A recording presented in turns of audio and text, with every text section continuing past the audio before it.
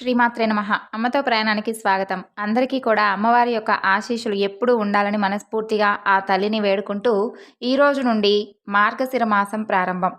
అలాగే ఈరోజు పోలి పాడ్యమి. మార్గశిర శుద్ధ పాడ్యమిని పోలి పాడ్యమి అని అంటారు. ఎంతో పవిత్రమైనటువంటి ఈ రోజున ఈ కథ వినడం వలన జన్మల పాపాలు తొలగి కోటి జన్మల పుణ్యఫలం లభిస్తుంది. కాబట్టి భక్తి శ్రద్ధలతో ఈ కథను వినండి. పూర్వం కృష్ణా తీరంలోని ఒక గ్రామంలో ఒక ఉమ్మడి కుటుంబం ఉండేది. ఆ కుటుంబంలో 5గురు కోడలు ఉండేవారు. వారందరిలోకి చిన్న కోడలు పోలమ్మ. ఆమెకు చిన్నప్పటి నుండే పూజలన్నా వ్రతాలన్నా మహా ఆసక్తి. కానీ అదే ఆసక్తి ఆమె అత్తగారికి కంటగింపుగా ఉండేది. తనంతటి భక్తురాలు వేరొకరు లేరని ఆ అత్తగారి యొక్క నమ్మకం. ఆచారాలను పాటించేటటువంటి హక్కు కేవలం ఆమెకే ఉంది అనేటటువంటి అహంభావం. అందుకే ఒకనాడు కార్తీక మాసం రాగానే చిన్న కోడలైనటువంటి పోలమ్మను కాదని మిగతా కోడళ్లను తీసుకుని నదికి బయలుదేరి వెళుతుంది. అక్కడ తన కోడళ్లతో కలిసి చక్కగా నదీ స్నానం చేసి దీపాలను వెలిగించుకొని వచ్చింది. ఈలోగా తన చిన్న కోడలైనటువంటి పోలమ్మ ఎక్కడ దీపం పెడుతుందో అనేటటువంటి అనుమానంతో దీపం పెట్టేందుకు కావలసినటువంటి సామాగ్రి ఏదీ కూడా ఇంట్లో లేకుండా జాగ్రత్త పడి మరీ బయలుదేరి వెళ్ళేవాళ్ళు. అయితే కార్తీక మాసంలో పోలమ్మ దీపం పెట్టకుండా ఉండేందుకు అత్తగారు చేసినటువంటి ప్రతి ప్రయత్నం కూడా సాగనేలేదు. పెరట్లో ఉన్నటువంటి పత్తి చెట్టు నుండి కాసింత పత్తిని తీసుకొని దానితో ఒక వత్తిని చేసింది పోలమ్మ. దానికి కవ్వానికి ఉన్నటువంటి వెన్నను రాసి దీపాన్ని వెలిగించింది. ఆ దీపం కూడా ఎవరికీ కనిపించకుండా ఉండేందుకు దాని మీద ఒక బుట్టను బోర్లించింది. అలా కార్తీక మాసం అంతా కూడా నిర్విఘ్నంగా దీపాలను వెలిగించింది పోలమ్మ. చివరకు అమావాస్య రోజు రానే వచ్చింది. కార్తీక మాసం చివరి రోజు కాబట్టి ఆ రోజు కూడా నదీ స్నానం చేసి ఘనంగా కార్తీక దీపాలను వదిలేందుకు అత్తగారు కోడలతో సహా బయలుదేరి వెళ్ళింది. వెళుతూ వెళుతూ పోలమ్మను ఆ రోజు కూడా దీపాలను పెట్టేటటువంటి తీరిక లేకుండా ఇంటి పనులన్నీ కూడా అప్పగించి మరీ వెళ్ళింది. కానీ పోలమ్మ ఎప్పటిలాగే ఇంటి పనులను చకచకా ముగించేసుకొని కార్తీక దీపాన్ని వెలిగించుకుంది. ఎన్ని అవాంతరాలు వచ్చినా ఎంత కష్టసాధ్యమైనా కూడా ధర్మాచారణ చేసినటువంటి ఆ పోలిని చూసి దేవదూతలకు ముచ్చట వేస్తుంది. ఆ తరువాత వెంటనే ఆమెను బొందితో స్వర్గానికి తీసుకొని వెళ్లేందుకు ఒక విమానం దిగి వస్తారు. అప్పుడే ఇంటికి చేరుకున్నటువంటి అత్తగారు ఆమె కోడళ్ళు ఆ విమానాన్ని చూసి అది కేవలం తమ కోసమే వచ్చింది అని చెప్పి మురిసిపోతారు. కానీ అందులో పోలి ఉండేసరికి హతాశులవుతారు. ఎలాగైనా సరే ఆమెతో పాటుగా తాము కూడా స్వర్గానికి వెళ్ళాలి అనుకునేటటువంటి ఆత్రంతో పోలి కాళ్లను పట్టుకొని వేలాడేటటువంటి ప్రయత్నం చేసినా ఉపయోగం లేకుండా పోయింది. విమానంలోని దేవదూతలు పోలికి మాత్రమే స్వర్గానికి చేరుకునేటటువంటి నిష్కల్మషమైనటువంటి మనసు ఉందని చెబుతూ వారిని కిందికి దించేశారు. ఆ నేపథ్యంలో తెలుగునాట స్త్రీలందరూ కూడా పోలిని తలుచుకుంటూ అమావాస్య రోజు ఉదయాన్నే అరటి దొప్పలలో ఒత్తులను వెలిగించి నీటిలో వదులుతారు. అటు పోలిని అటు దీపాన్ని కూడా శ్రీ మహాలక్ష్మి రూపంగా భావిస్తాం. అందుకని చాలామంది ఈ పోలి దీపాలను అమావాస్య రోజున కాకుండా మర్నాడు వచ్చేటటువంటి పాడ్యమి రోజున వెలిగించుకుంటారు. ఇది పోలి స్వర్గం యొక్క వివరం. కార్తీక మాసం దీపాలను వెలిగిస్తే బొందితో స్వర్గానికి చేరుకుంటామా లేదా అన్నది తర్వాత మాట. ఆచారాన్ని పాటించాలన్నటువంటి మనసు ఉన్నప్పుడు మార్గం దానంతట అదే కనిపిస్తుందని చెప్పడం ఈ కథలో ఉన్నటువంటి ఆంతర్యంగా తోస్తుంది. భగవంతుని కొలుచుకోవడానికి కావలసింది శ్రద్ధే కానీ ఆడంబరం కాదని తెలుపుతుంది. అన్నిటికీ మించి అహంకారంతో సాగేటటువంటి పూజలు ఎందుకు కొరగానివని హెచ్చరిస్తుంది. అత్తాకోడల మధ్య సఖ్యత ఉండాలన్నటువంటి నీతిని బోధిస్తుంది. అందుకే ప్రతి కార్తీక మాసంలోనూ ప్రతి తెలుగు ఇంట్లోనూ పోలి స్వర్గం కథ వింటూనే ఉంటాం. ఈ మార్గశిర మాసం అంటే లక్ష్మీనారాయణుల వారికి ఎంతో ప్రీతికరమైనటువంటి మాసం. మరి ఇంతటి పవిత్రమైనటువంటి ఈ మాసంలో మొదటి రోజున ఈ కథ వినడం వలన ఎంతో పుణ్యదాయకం. ఎక్కడో వైకుంఠం లోపల ఉన్నాడు శ్రీ మహావిష్ణువు. బయట సనక సనందనాది మహర్షులు, నారదుల వారు, గరుత్మంతుడు, ఆయన యొక్క ధనస్సు, కౌమోదకము అనబడేటటువంటి గద అన్నీ కూడా పురుషాకృతులతో బయట ఎదురు చూస్తూ ఉంటారు.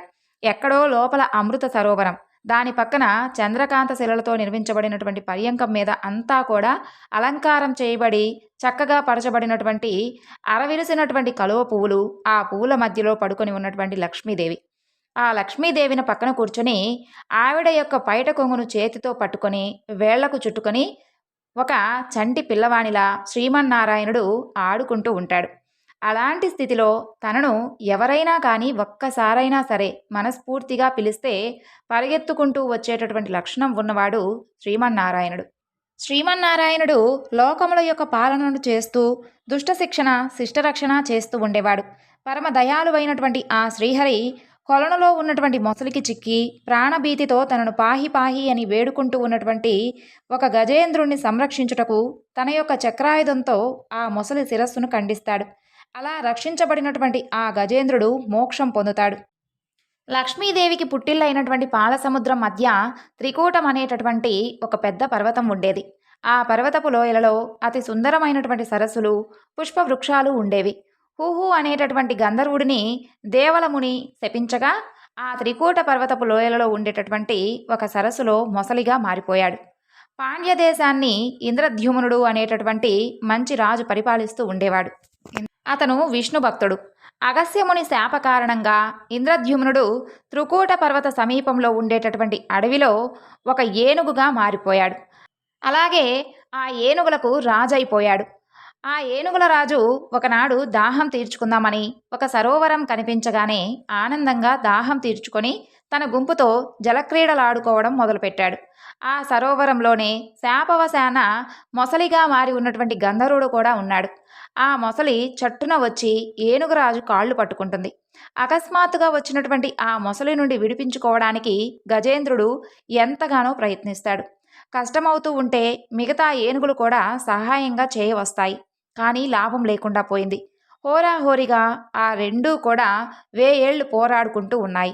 క్రమంగా ఏనుగు అలసిపోయింది. ఇక మొసలిదే పై చెయ్యి అని అనుకుంది. తర్వాత గజేంద్రుడికి తన శక్తితో లాభం లేదని తెలిసిపోయింది. పూర్వజన్మ వాసన వలన దైవచింత వచ్చింది. అందరినీ కూడా రక్షించేటటువంటి ఆ దేవుడే నన్ను కాపాడాలి అని ఆలోచించుకొని నేనింకా పోరాడలేను అని దేవుణ్ణి ఈ విధంగా ప్రార్థించడం మొదలుపెట్టాడు గజరాజు. కనపడుతున్నటువంటి ఈ జగత్తంతా కూడా ఎవరి నుండి వస్తున్నది, ఎవరి యందు నిలబడుతున్నది, తిరిగి ఎవరి యందు లీలమవుతుంది, ఈ సృష్టికి మూల కారణం ఎవరు, ఆది మధ్యాంతరహితుడైనటువంటి వాడెవరు, అలాంటి ప్రభువునకు ప్రణమిల్లుతున్నాను. ఒక పరి లోకాలను వెలువరుస్తూ ఒక పరి ఆ లోకాలను లోపలికి తీసుకుంటూ రెండూ తానే అయి రెండిటికి సాక్షిగా ఉంటూ అన్నింటికీ మూలమై వెలుగుతూ ఉన్నటువంటి అతనికి నేను నమస్కరిస్తున్నాను. లోకాలున్నాయి, లోకపాలకులు ఉన్నారు, లోకస్తులు ఉన్నారు, ఇలా భిన్న భిన్నంగా గోచరిస్తూ ఉన్నారు. ఈ భిన్నత్వం అనేటటువంటి పెనుచీకటి ఏకాకృతితో వెలుగుతూ ఉన్నటువంటి ఆ వెలుగుల మూర్తికి నేను నమస్కరిస్తున్నాను. అతను నటనా సూత్రధారి. ఈ యొక్క నామరూపాలన్నీ కూడా అతని వివిధ భంగిమలే. అతనే ఇన్ని మూర్తులుగా గోచరిస్తూ ఈ జగన్నాటకాన్ని ఆడుతూ ఉంటాడు.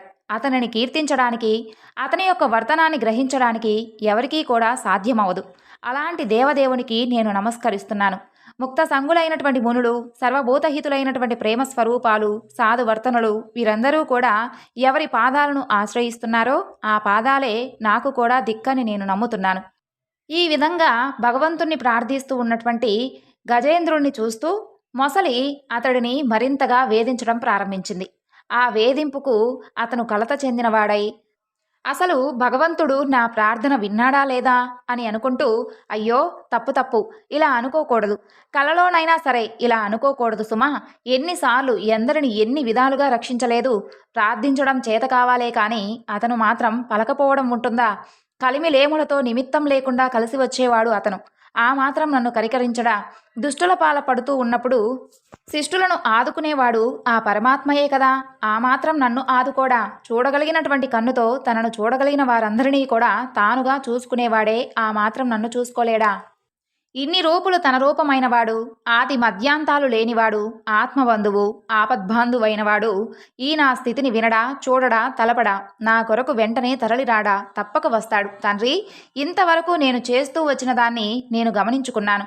నా ప్రయత్నాన్ని నా ప్రయత్నంగా కొనసాగిస్తూ నీ యొక్క అనుగ్రహం కోసం వెంపర్లాడుతూ ఉన్నాను. అందువలనో ఏమో బహుశా నా పిలుపు నిన్ను చేరలేకపోయింది.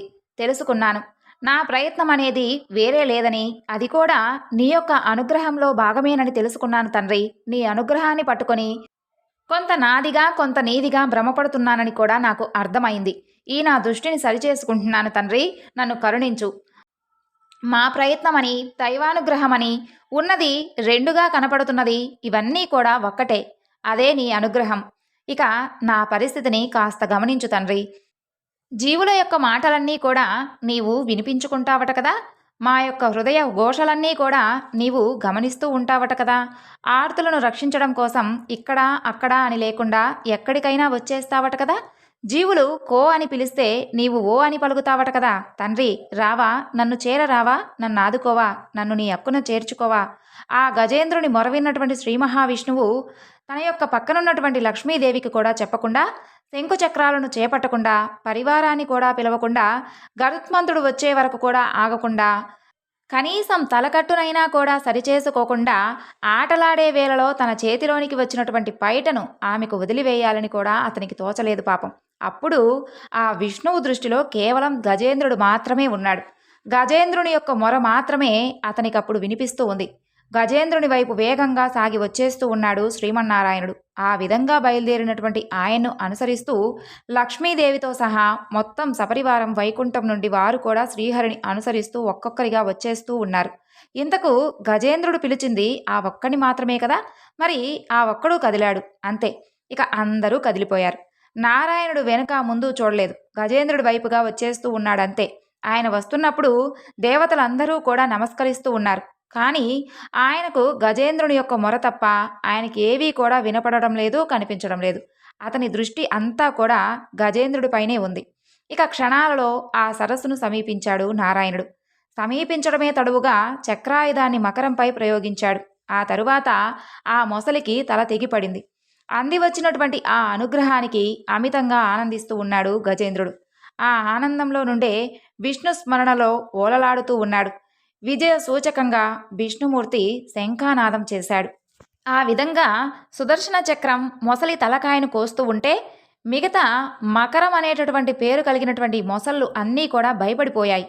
అలా మకరము అని పేరు కలిగినటువంటి మకర రాశి సూర్యుని చాటుకు వెళ్ళి నక్కింది. నవనిధులలో ఒక నిధి అయినటువంటి మకర నిధి భయపడిపోయి కుబేరుని చాటుకు వెళ్ళి దాక్కుంది. ప్రతి మొసలి కూడా భయపడి అవి ఆదికూర్మం చాటుకు వెళ్ళి దాక్కున్నాయి. ఎప్పుడైతే సుదర్శనం మొసలి కుత్తుకును కత్తిరించి స్వామి చేతిని అలంకరించిందో ఆ ఏనుగు సంతోషంతో కాలు పైకి తీసుకొని, నావాడన్నవాడు ఒక్కసారి పిలిస్తే వచ్చేవాడు ఈయన ఒక్కడే, మిగిలినవన్నీ అన్నీ కూడా కృతకములే అని తెలుసుకున్నదై కాలు ఒక్కసారిగా విదులుచుకొని మెల్లగా ఒక తామర పువ్వును తీసుకొని అడుగులు వేస్తూ గట్టెక్కుతుంది. గజరాజు బ్రతికేశాడు అనేటటువంటి కబురు వెళుతుంది. అంతే, మరలా అందరూ వచ్చేశారు. ఒక తామర పువ్వును తీసుకుని వెళ్ళి శ్రీమన్నారాయణుడి పాదాల మీద పెట్టి కుంభస్థలమును వంచి నమస్కరించింది. దానిలో ఉన్నటువంటి జ్యోతి బయలుదేరి శంఖ చక్ర గద పద్మములతో శ్రీమన్నారాయణుని యొక్క రూపమును పొంది ఆయన పక్కన వైకుంఠానికి వెళ్ళిపోయింది. మొసలి చనిపోయినప్పుడు ఒక గంధర్వుడు బయటికి వచ్చాడు. ఆ గంధర్వుడు తిరిగి తన యొక్క గంధర్వ లోకానికి వెళ్ళిపోతాడు. అసలు ఆ ఏనుగు అంటే ఇంద్రద్యుమ్న మహారాజు, అతను ఏనుగుగా మారేటటువంటి శాపాన్ని ఏ విధంగా పొందాడు అని పరీక్షిత్ మహారాజు సుఖమహర్షిని అడుగుతాడు. అప్పుడు సుఖమహర్షి ఇంద్రద్యుమ్న మహారాజు యొక్క వృత్తాంతాన్ని ఈ విధంగా తెలుపుతున్నాడు. ఇంద్రద్యుమ్న మహారాజు గారు ద్రవిడ దేశమును పరిపాలించేటటువంటి ఒక గొప్ప రాజు. అతను అష్టాక్షరి మంత్రోపదేశమును పొంది అంతఃపురంలో అయితే కాస్త ఇబ్బందిగా ఉంటుందని ఊరికి చివరగా ఉన్నటువంటి ఒక పర్వత శిఖరం మీద కూర్చొని అష్టాక్షరి మంత్రం ఉపాసన చేద్దామని చెప్పి అక్కడికి వచ్చి మంత్రజపం చేసుకుంటూ ఉంటాడు. అప్పుడు అక్కడికి అగస్త్య మహర్షి వస్తారు. తాను మంత్రజపం చేసుకుంటున్నాడు కదా, అయితే అందుకని ఆ రాజు పైకి లేవలేదు. కనీసం అగస్త్య మహర్షికి నమస్కరించనూ లేదు, పూజించనూ లేదు. అప్పుడు అగస్త్య మహర్షికి ఆగ్రహం వచ్చి మంత్రజలములను తీసి, నీవు తమో గుణములతో ప్రవర్తించావు కాబట్టి ఏనుగు యోని యందు జన్మించదు కాక అని శపించాడు. అగస్త్యునికి పూజ చేసి ఉంటే ఆ జన్మలోనే మోక్షం పొంది ఉండేవాడు. మహాపురుషులైన వారు ఏనాడు ఇంటికి వస్తారో ఆనాడు పూజ ఫలించిందని గుర్తుపెట్టుకోవాలి. అందుకని ఈనాడు ఏనుగుగా పుట్టి గత జన్మలో చేసినటువంటి మంత్రానుష్ఠాన ప్రభావం వలన ఈ జన్మలో ప్రాణం పోయేటప్పుడు శ్రీమన్నారాయణుడు గుర్తుకు వచ్చి శరణాగతి చేశాడు. ఒంట్లో ఓపిక ఉండగా పుణ్యం చేసి నామం చెప్పుకోవడం నేర్చుకోవాలి. ఇక మొసలిలో నుండి వచ్చినటువంటి గంధర్వుని పేరు హూహు అని చెప్పాను కదా, ఆయన యొక్క వృత్తాంతం గురించి కూడా చెబుతాను విను. ఆయన ఒకనాడు గంధర్వకాంతలతో కలిసి నీటిలో నిలబడి స్నానం చేస్తూ ఉన్నాడు. మద్యపానం చేసి ఉన్నాడు. పక్కన అప్సరసులు ఉన్నారు. మదోన్మతుడై ఉన్నాడు. అదే సమయంలో దేవన మహర్షి వచ్చి స్నానం చేస్తూ ఉన్నారు. ఆయన తపస్వి. ఉరప్పంజరం బయటకు వచ్చేసి బక్కచిక్కిపోయి ఉన్నాడు. అప్సరసలతో కలిసి స్నానం చేస్తున్నాను కదా, హాస్యం ఆడితే వారు కూడా నవ్వుకుంటారని ఆ మహర్షిని చూసి హాస్యం ఆడుతాడు. వారిని బాగా సంతోషపెడదామని నీటి కింద నుండి ఈదుతూ అక్కడకు వచ్చి దేవన మహర్షి కాళ్ళు పట్టి లాగుతాడు. ఆయన అర్ఘ్యం ఇస్తూ నీళ్ళలో పడిపోతాడు. పడిపోయి లేచి, నీకు నీటి అడుగు నుండి వచ్చి కాళ్ళు పట్టి లాగడం చాలా సంతోషంగా ఉంది కదా, కాబట్టి నీళ్ల అడుగు నుండి వచ్చి కాళ్ళు లాగేటటువంటి అలవాటు ఉన్నటువంటి ఒక మొసలివై జన్మించెదవుగాక అని శపిస్తాడు. మహాత్ముల జోలికి వెళితే అలాంటివే వస్తాయి మరి. తద్వారా శాప ఫలితంగా మొసలై పుట్టాడు. ఈ జన్మలో శ్రీమన్నారాయణుని చక్రధారల చేత కంఠం తెగిపోయింది. మోక్షమూ రాలేదు. శాప విమోచనం మాత్రమే అయింది. గంధర్వుడై గంధర్వ లోకానికి వెళ్ళిపోయాడు. అయితే ఎంతో పవిత్రమైనటువంటి ఈ గజేంద్ర మోక్షం ఎవరైతే వింటారో వారికి శ్రీమన్నారాయణుడు ఒక మాట చెప్పారు. ఎవరైతే ఈ గజేంద్ర మోక్షం అనేటటువంటి కథను శ్రద్ధగా వింటారో, లేదా చేతులు ఒగ్గి నమస్కరిస్తూ స్వామి కథను వింటున్న వారికి దుస్వప్నముల వలన వచ్చేటటువంటి బాధలు పోతాయి, రోగాలు హరింపబడతాయి, దరిద్రం తొలగిపోతుంది, ఐశ్వర్యం కలిసి వస్తుంది, గ్రహదోషముల వలన కలిగేటటువంటి పీడలన్నీ కూడా తొలగిపోతాయి, అపారమైనటువంటి సుఖం కలిగి మనశ్శాంతితో ఉంటారు. ఇంట్లో మంగళ తోరణం కట్టి శుభకార్యములు చేస్తూ ఉంటారు. అందులో విశేషించి గొప్ప గొప్ప వ్రతములు ఏమైనా చేసిన పిమ్మట గజేంద్ర మోక్షమును వినడం వలన ఎంతో పుణ్యం లభిస్తుంది. ప్రతిరోజు కూడా ఏ కోరిక లేకుండా గజేంద్ర మోక్షంలోని పద్యములను చెప్పుకోవడం అలవాటు చేసుకుంటే ఆ బ్రాహ్మణుడు ఎలాంటి వాడైనా సరే అంత్యకాలమునందు యమదర్శనం చేయడు. శ్రీమన్నారాయణుని యొక్క దర్శనమును పొంది ఆయన విమానంలో వైకుంఠాన్ని చేరుకొని మోక్షాన్ని పొందుతాడని శ్రీమన్నారాయణుడే స్వయంగా చెప్పారు. ఇప్పుడు విష్ణు భక్తుడైనటువంటి సోమదత్తుని కథ గురించి తెలుసుకుందాం. పూర్వం సోమదత్తుడు అనేటటువంటి చంద్రవంశ రాజు ఉండేవాడు. అతను సత్యవాది, అహంకారం లేనివాడు, మౌని, అతిధేయుడు, పరాక్రమవంతుడు, శత్రువులను జయించినవాడు, భూమినంతటినీ కూడా ఏకఛత్రాధిపత్యంగా పరిపాలించేవాడు. అతని చేత జయింపబడినటువంటి రాజులందరూ కూడా ఏకమై ఒక్కసారిగా అతని రాజ్యంపై దాడి చేశారు. వారి మధ్య భీకరమైనటువంటి యుద్ధం జరిగింది. అప్పుడు సోమదత్తుడు యుద్ధంలో విపరీతంగా నష్టపోయాడు. తను పొందినటువంటి పరాజయాన్ని తట్టుకోలేక తన భార్యాపిల్లలతో రహస్యంగా అడవులకు పారిపోయాడు. కొంతకాలానికి అగస్త్య మహర్షి ఆశ్రమానికి కొద్ది దూరంలో నివాసం ఏర్పరచుకొని అక్కడ నివసించడం మొదలుపెట్టాడు సోమదత్తుడు. అతనికి గుడ్డితనం, మూగతనం, చెవుడు, కుంటితనం ఏర్పడ్డాయి. తనకు వచ్చినటువంటి ఆ దుర్దశకు విపరీతంగా చింతిస్తూ ఉన్నాడు. కానీ అతని భార్య మాత్రం అతనికి ధైర్యం నూరిపోసింది. అంతా కూడా కర్మఫలం, కాలమే మనకున్నటువంటి ఈ బాధలను అన్నిటినీ కూడా మానిపోయేలా చేస్తుంది అని ఊరడిస్తుంది. ఆపదలలో ధైర్యం, సంపదలలో క్షమ, సభలలో చక్కని ప్రసంగం, యుద్ధంలో పరాక్రమం, స్త్రీల విషయంలో మంచి నడవడి, సంపదలో ఓర్పు, బ్రాహ్మణుల యందు భక్తి మనం కలిగి ఉండాలని బోధించింది. కొబ్బరికాయలోని నీళ్లులాగా జరగవలసింది జరిగిపోతూ ఉంటుంది అని ధైర్యం చెప్పింది. దగ్గరలో ఉన్నటువంటి అగస్త్య మహర్షి ఆశ్రమం ఉంది కాబట్టి ఒక్కసారి ఆయనను శరణు వేడితే ప్రయోజనం ఉంటుందని హితవు చెప్పింది. ఇద్దరూ కలిసి ఆ ముని ఆశ్రమానికి వెళ్ళి అగస్త్యముని పాదాలపై పడి శరణు కోరారు. వారు వచ్చినటువంటి సందర్భాన్ని అగస్త్యముని గ్రహించారు. రాజా, నీవు నీ యొక్క పరాక్రమాన్నే నమ్మి దైవాన్ని మడిచిపోయినందున నీకు ఆపద కలిగింది. భగవన్నామస్మరణను జపిస్తూ మంచి వ్రతాలు చేసి ఉన్నట్లయితే నీకు ఇప్పుడు ఉన్నటువంటి ఆపద నుండి నీవు బయటపడేవాడివి అని తెలిపాడు అగస్త్య మహర్షి. సోమదత్త మహారాజు మహర్షి పాదాలను సృశించి, మహానుభావా, మీరు చెప్పింది అక్షర సత్యం. ఇప్పుడు నా దుస్థితి తొలగిపోవడానికి ఏదైనా కానీ మంచి ఉపాయాన్ని అనుగ్రహించండి. మంచి ఫలితాన్ని ఇచ్చేటటువంటి ఒక గొప్ప మంత్రాన్ని ఉపదేశించండి. నేను నిష్టగా జపించి మనోభీష్ట సిద్ధిని పొందుతాను అని వేడుకుంటాడు సోమదత్తుడు. రాజా, జరిగిపోయిన దానికి విచారించవద్దు. అత్యంత వేగంగా ఫలసిద్ధినిచ్చేటటువంటి ఒక మంత్రాన్ని నీకు ఉపదేశిస్తున్నాను. దాన్ని జపిస్తూ నీవు శ్రీ మహావిష్ణువును ప్రతిరోజు కూడా పూజిస్తూ ఉండు. నీకున్నటువంటి కోరికలన్నీ కూడా తప్పకుండా నెరవేరుతాయి. శత్రుజయం కలుగుతుంది అని చెప్పి సోమదత్తునికి ఓం నమో నారాయణాయ అనేటటువంటి మంత్రాన్ని ఉపదేశించి ఆ తరువాత స్వామివారి యొక్క పూజకు కావలసినటువంటి సామాగ్రి అంతా కూడా తెలిపి దగ్గరుండి మరి స్వామివారి పూజను చేయించాడు. ఆ తరువాత ఆ మంత్ర ప్రభావం చేత అతనికి మరలా బల పరాక్రమాలు సిద్ధించాయి. వ్యాధులన్నీ కూడా మాయమయ్యాయి. మంచి రూపం వచ్చింది. శ్రీమన్నారాయణుని యొక్క అనుగ్రహంతో శత్రువులందరినీ కూడా జయించి రాజ్యాన్ని దక్కించుకున్నాడు. ధర్మ మార్గంలో నడుస్తూ ప్రజలందరినీ కూడా బిడ్డల్లాగా కాపాడుతూ అగస్త్య మహర్షిని పురోహితునిగా చేసుకుని సత్రయాగం చేశాడు. దానితో సప్త ద్వీపాలను జయించాడు. సోమదత్తునికి 8 మంది కుమారులు కలిగారు.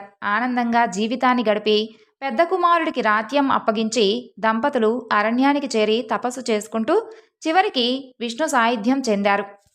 ఇప్పుడు మరొక కథ గురించి తెలుసుకుందాం. పూర్వం గాలవుడు అనేటటువంటి ఒక కిరాతకుడు ఉండేవాడు. ఆహారం కోసం జంతువులను వేటాడుతూ ఉండేవాడు.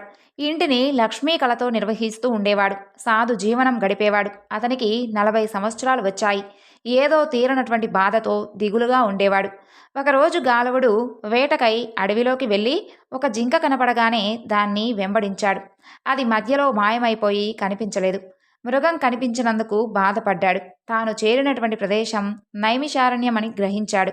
అక్కడ ఉన్నటువంటి మహర్షులను సేవించి మనోవ్యాధిని మాన్చుకోవాలని భావించాడు. అక్కడే దగ్గరలో ఉన్నటువంటి పుష్కరముని ఆశ్రమానికి చేరుకున్నాడు. పుష్కరముని పాదాలపై పడి మనసులో ఉన్నటువంటి బాధను నివేదించాడు. తనకు దేనిపైన ఆసక్తి లేదని, ఏది రుచిగా అనిపించదు అని, మహర్షి దర్శనంతో తన జన్మ చరితార్థమైందని, తన వ్యాధి తగ్గేటటువంటి మార్గం చూపించమని కోరాడు. కొంతకాలం ఇక్కడే వేచి ఉండాలని ఆ ముని సెలవిచ్చాడు. రోజూ కూడా పుష్కరమునిని సేవిస్తూ ఫలాలు, కాయలు, పూలు కోసి తెస్తూ దర్భలు కోసి అందిస్తూ అక్కడే ఉండేవాడు గాలవుడు. అతని యొక్క శ్రద్ధాభక్తులకు మహర్షి సంతోషించి అతన్ని కరుణించాలని భావించి అతనికి శ్రీమన్నారాయణుడి యొక్క మంత్రాన్ని ఉపదేశించవచ్చా? ఒకవేళ ఉపదేశిస్తే అసలు శ్రీమన్నారాయణుడు అనుగ్రహిస్తాడా? ప్రసన్నుడై అతని కోరికను తీరుస్తాడా అనేటటువంటి సందిగ్ధంలో కొంతకాలం ఉండిపోయాడు ఆ ముని. అలా ఒక రోజున నిండు మనసుతో శ్రీమన్నారాయణుని స్మరించాడు. వెంటనే శ్రీమన్నారాయణుడు ప్రత్యక్షమయ్యాడు. మహర్షి మనసులో ఉన్నటువంటి సందేహాన్ని గమనించాడు. గాలవునికి మంత్రాన్ని ఉపదేశించడంలో సందేహం అక్కర్లేదని, ఎవరికైనా సరే ఉపదేశించవచ్చని వివరించాడు. అందుకు కులలింగ భేదం లేకుండా తన మంత్రాన్ని ఉపదేశం పొంది ఫలితం పొందవచ్చు అని కూడా చెప్పాడు. అప్పుడు పుష్కరమునికి ఉన్నటువంటి సందేహాలన్నీ కూడా పటాపంచులయ్యాయి. గాలుని దగ్గరకు పిలిచి దగ్గరలో ఉన్నటువంటి పుణ్య జలాశయంలో స్నానం చేసి శుచిగా రమ్మని చెబుతాడు. దానికి గాలవుడు అతి భక్తిగా, మహర్షి, మీ పాదజలమే నాకు పవిత్రోదకం. అది గంగాది సకల తీర్థాల కంటే కూడా నాకు పవిత్రమైనది. గురు పాదోదకం సర్వ పాపాలను విముక్తి చేస్తుంది అని పెద్దలు చెప్పారు కదా. కాబట్టి నేను వేరే పవిత్ర జలంలో స్నానం చేయాల్సినటువంటి పని లేదు. మీ పాదజలమే నా యొక్క సకల పాప విముక్తి కలిగించేలా చేస్తుంది. నన్ను అనుగ్రహించండి అని వేడుకుంటాడు. కిరాతకుడైనటువంటి గాలవుని యొక్క భక్తికి చెలించిపోయాడు ఆ ముని. యోగ విడుదలైనటువంటి పుష్కరముని శ్రీమన్నారాయణుని ధ్యానించి తన యొక్క పాదజలాన్ని గాలువుని యొక్క శిరస్సుపై చల్లాడు. గాలుని విశ్వాసం అంత గొప్పది మరి. వెంటనే అతని పాపాలన్నీ కూడా తొలగిపోయాయి. లోపల ఉన్నటువంటి వ్యాధి కూడా నివారణ అయింది. ఎంతో ఆరోగ్యవంతుడయ్యారు. పరిశుద్ధ దేహ అంతరంగుడయ్యాడు. వెంటనే మహర్షి అతనికి శ్రీమన్నారాయణుని యొక్క మంత్రాన్ని ఉపదేశించాడు. మహర్షి సన్నిధిలోనే 108 సార్లు ఓం నమో నారాయణాయ అనేటటువంటి మంత్రాన్ని జపించాడు. వెంటనే ఫలితం దక్కింది. అతనికి అతీంద్రియమైనటువంటి శక్తులు కూడా లభించాయి. జ్ఞాని అయ్యాడు. భూత భవిష్యత్ వర్తమానాలన్నీ కూడా తెలుసుకోగలిగేటటువంటి సామర్థ్యం లభించింది. ఆకాశ గమనం వచ్చింది. అన్ని లోకాలు తిరగగలిగేటటువంటి శక్తివంతుడయ్యాడు. సిద్ధ, చార, గంధర్వగణాలు గాలవుని యొక్క అపూర్వ శక్తి సామర్థ్యాలను చూసి ఆశ్చర్యపోయాయి. సర్వశక్తిమానుడైనటువంటి గాలవుడు పుష్కర మహర్షిని చేరి నమస్కరించి, మహానుభావ, నిరంతరం మీ పాద పద్మాల మీద భక్తి కలిగి ఉండేటటువంటి వరాన్ని ఇవ్వండి అని కోరాడు. అందుకు గురువు ఆశీర్వదించి మంత్రాన్ని కడు శ్రద్ధాభక్తులతో జపించమని, దానిని కనుక మరిచిపోతే చాలా కష్టాలు నీకు మీద పడతాయని హెచ్చరిస్తాడు. గురువును వీడలేక అక్కడ నుండి తన యొక్క ప్రాంతానికి బయలుదేరి వెళ్ళాడు గాలవుడు. కాబట్టి మనందరము కూడా ఆ శ్రీమన్నారాయణుని తలుచుకుంటూ ఓం నమో నారాయణాయ అని అనుకుంటూ ప్రతిరోజు కూడా స్వామి స్మరణ చేసుకుంటూ ఆయన యొక్క అనుగ్రహాన్ని పొందుదాం. సర్వం శ్రీ లలితార్పణమస్తు. స్వస్తి.